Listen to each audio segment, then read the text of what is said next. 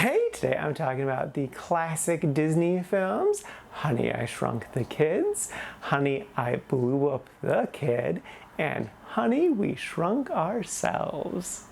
First up is Honey, I Shrunk the Kids. This is a 1989 film starring Rick Moranis, and I was honestly really blown away by how much I enjoyed it. It's a lot of fun. If you're unfamiliar, the premise is Rick Moranis plays this wacky scientist who's trying to create a shrink ray. One day, some shenanigans occur and the kids accidentally get shrunk. And yeah, it was a blast. It's definitely really zany, which I'm normally not a fan of, but there's so much charm to the movie that I really didn't mind. And then two, they gave a lot of story and heart to all of the characters. It's Rick Moranis and his wife, and they have two kids, and then they have neighbors, and they have two kids. And so it's those four kids that go on this adventure. The neighbor's played by Matt Fuller, who was just fantastic. Quickly got to shout out him. I really loved him in this. But I wasn't expecting the neighbors to have a lot of characterization, that it's going to be more so just like the main family. But no, they gave a lot of depth to both sides of the story. Yeah, they're kind of neighbors who are at odds at each other, but it's also like the neighbor's dad wants the eldest son to be really tall and to be into football, but actually the son doesn't like football and he quit it, and he feels like his dad gives him these impossible standards to live up to. Yet there's the younger son who is more so into all those things, but he's also kind of a prick. And I especially love too the characterization of the oldest boy, because he has like classic angsty teenager tropes, but it's justified character-wise. And then on top of that, he's also just a good kid. Like when his younger brother breaks the main character's window, he forces the younger brother to go talk to them, and he's genuinely nice. That's just so unexpected and really refreshing, and it's just great. Like good character work in this zany, silly little comedy. And then like the action is really exciting and so well done. They get swept up in the trash. That was so exhilarating. There's the scene where the sprinkler gets turned on and it's like hellfire raining down. That's so cool. And like the sets were so good too. There was an ant that they come across, and like that looked great. The kids just being in the yard in this jungle is so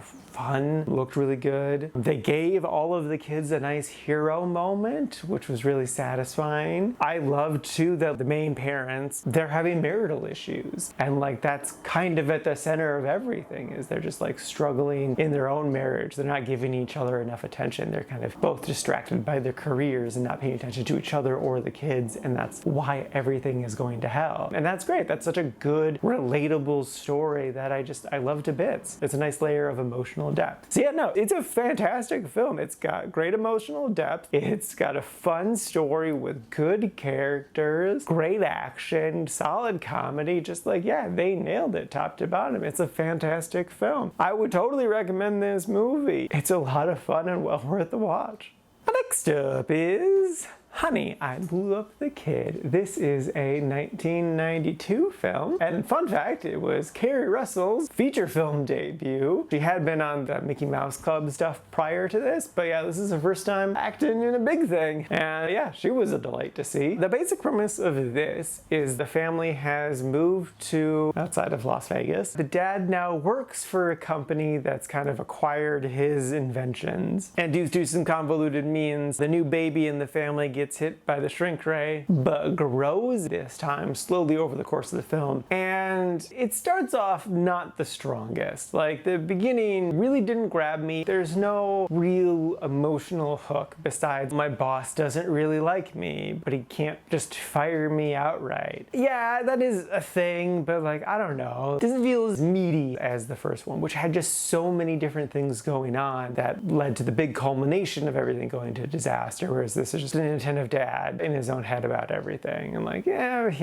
it's all right. But I will say, once like the baby does start growing, it got exciting, it got fun, especially like the bigger it got, the more excitement I had. It got so wild and silly. That was a lot of fun. So that really brought me back into the movie. And I loved the end. I did kind of remember what happened, but it's a very sweet, beautiful way to wrap up this story that just really worked. And I wish they would have more so built up to that moment, because it kind of comes out of left field a little bit, but I do love it. So just like a little bit more work to the story, I think could have really elevated the film, because there's a lot of really good stuff here with just like the excitement of a baby going on the loose in Las Vegas. And Kerry Russell tagging along with the teenage boy, I think worked well too. I think their story was cute and fun. Yeah, so it took me a bit to get into it, but once I was in it, I was in it. It's a quite liked, so it's like a 4 out of 5. I would still recommend it. Like the first one's great, nothing can really beat the first one, but the second one is not a bad follow-up. It does kind of stumble a little bit, but like it's still right there. It's still definitely worth a watch. So yeah, if you enjoyed the first one, give the second one a watch for sure.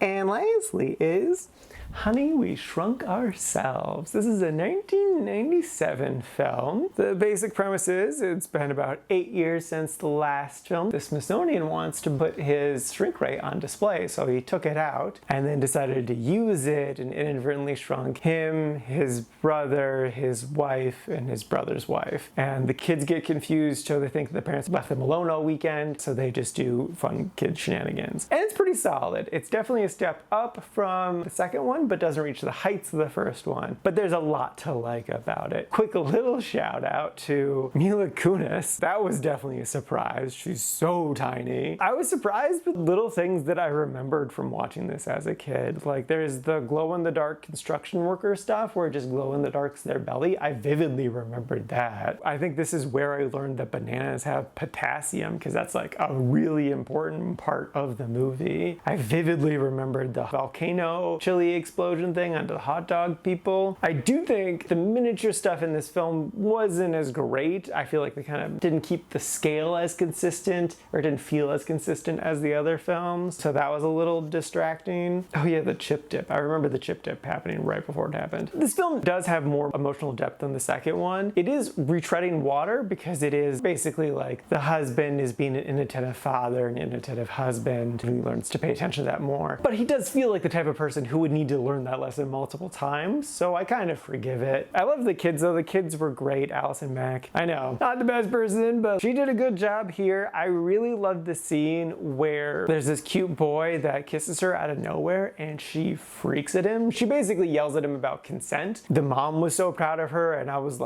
so proud of her. It was such a brilliantly done moment and I loved it. And there's other good kids standing up for each other moments that felt very realistic even in this zany movie, because like they would try to do stuff and sometimes would get progress, but other times, you know, a bully would be even more of a jerk. Like it would kind of backfire to them, and then they would kind of shrink into themselves, and like that's so real. I get it. 100% get it. It's a good, fun, cute little movie that I would again totally recommend. It's got a great story. It moves at a great pace. It's fun. It's silly. It just works. So yeah, if you're enjoying the series, definitely finish her off, because it's a great little film. So thoroughly enjoyed, definitely recommend. Alrighty, now for today's rankings. First up, we got Honey, I Shrunk the Kids, sitting number 33 in the Really Like section. And then after that, chronologically, is Honey, I Blew Up the Kid, sitting at number 84 in the Quite Like section. And then lastly is Honey, We Shrunk Ourselves, sitting at number 64 in the Quite Like section. And this is out of a total of 147 old movies so far this year.